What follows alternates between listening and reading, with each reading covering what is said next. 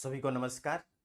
राजस्थान इतिहास की इस शॉर्ट मीडियम रेंज की क्लास में आप सभी का एक बार फिर स्वागत है। साथियों, पिछली कुछ कक्षाओं से लगातार आप राजस्थान के इतिहास को समझने के लिए पुरातात्विक स्रोत, जो सबसे महत्वपूर्ण जिन्हें माना जाता है, स्तंभ, लेख, प्रशस्ति, उनकी चर्चा की। साथियों, इसी प्रकार एक महत्वपूर्ण प्रशस्ति महत्वपूर्ण जो स्रोत है उनकी आज अपन चर्चा प्रारंभ करेंगे। उनका नाम है ताम्रपत्र। साथियों, कई बार आपने राजस्थान में सुना होगा, राजस्थान में यह कई बार इस वाक्य को सुना होगा, व्यंग्य के रूप में आपने जरूर सुना होगा कि तुम्हारी क्या ताम्रपत्री करवाई हुई है, कि तेरी के ताम्रपत्री करड़ी है। तो यह क्या होता है, ताम्रपत्र क्या होता है, जैसी चर्चा आज की इस कक्षा में अपन करेंगे।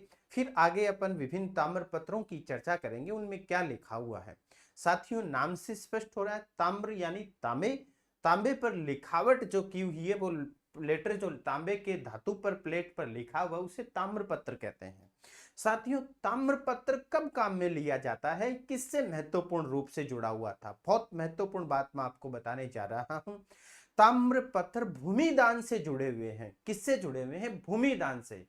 जो जमीन है वो किसी को दान की जाती थी, तो उसका साक्ष्य सबूत उपहार में उसको दी गई है, दान में उसे दी गई है, वो उसकी जो लिखावट है वो ताम्र के पन्नों पर होती थी, ताम्र के पत्ते पर होती थी, धातु, तांबे के धातु पर, वो प्लेट पर वो लिखावट होती थी कि ये फला शासक ने ये भूमि उसको दान दी। जब किसी शासक द्वारा अपने सामंत, ध्यान से सुनना, सामंतों को भी मिलती थी, अधिकारियों को भी मिलती थी, ब्राह्मण को भी मिलती थी, भिक्षु को भी दी जाती थी। सिर्फ सामंत, अधिकारी, ब्राह्मण को भी नहीं, भिक्षु को भी जमीनें दान की गई है राजाओं के द्वारा या किसी के द्वारा, तो वो ताम्रपत्र पर लिखी जाती थी, उसमें ताम्रपत्र इस्तेमाल किया जाता था। आदि भूदान दिया जाता था, जो सनद के रूप में उसका उल्लेख ताम्रपत्र पर दिया जाता था। भारत में सर्वप्रथम, बहुत महत्वपूर्ण बात है साथियों, भारत में सर्वप्रथम, आज तक इससे प्राचीन कोई ताम्रपत्र नहीं मिला है। भारत में सर्वप्रथम सातवाहन शासकों ने, किन्होंने? सातवाहन शासकों ने ब्राह्मणों, बौद्ध भिक्षुओं को भूमि दान देने की प्रथा प्रारंभ की। किन्होंने? सातवाहन शासकों ने ब्राह्मणों को भी और बौद्ध भिक्षुओं को भी भूमि दान देने की प्रथा प्रारंभ की। ताम्रपत्रों में पहले संस्कृत भाषा का प्रयोग किया गया। ताम्रपत्रों में पहले किसका प्रयोग? क्योंकि तब भाषा ही क्या थी? संस्कृत थी। साथियों, पहले संस्कृत भाषा ही थी। ताम्रपत्रों में पहले संस्कृत भाषा का प्रयोग किया गया, परंतु बाद में स्थानीय भाषा का प्रयोग किया जाने लगा। बाद में फिर स्थानीय भाषाओं में भी ताम्रपत्र लिखे जाने लगे।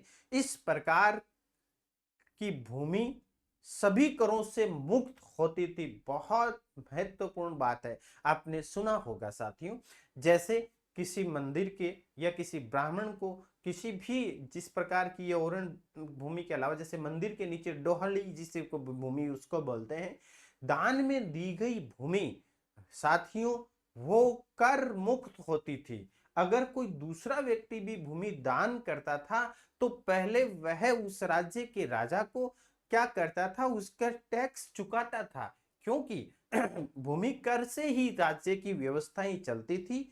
अब जब कोई मतलब भिक्षु को या ब्राह्मण को अगर कोई भूमि दी जा रही है, तो वो सिर्फ उसे भूमि ही नहीं दी जाती, वो टैक्स मुक्त भूमि, कर मुक्त भूमि, कर उस पर लागू नहीं होता था। इस प्रकार की भूमि सभी करों से मुक्त होती थी।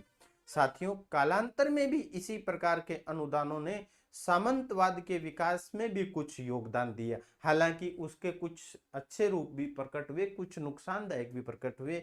इसमें केंद्रीय नियंत्रण शिथिल हो गया था। क्या नियंत्रण शिथिल हो गया था?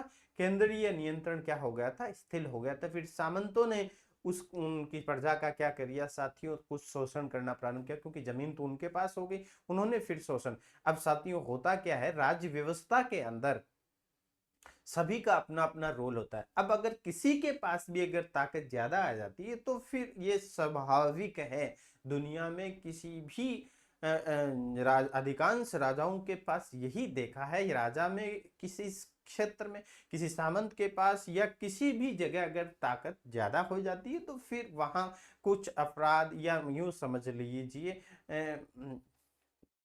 गलत कार्य होने प्रारंभ हो जाते हैं। तो साथियों, आज की इस कक्षा में अपनों ने ताम्रपत्र क्या होता है इसकी चर्चा की। नेक्स्ट कक्षा में फिर किसी महत्वपूर्ण टॉपिक के साथ हाजिर होंगे। आज के लिए बस इतना ही। धन्यवाद।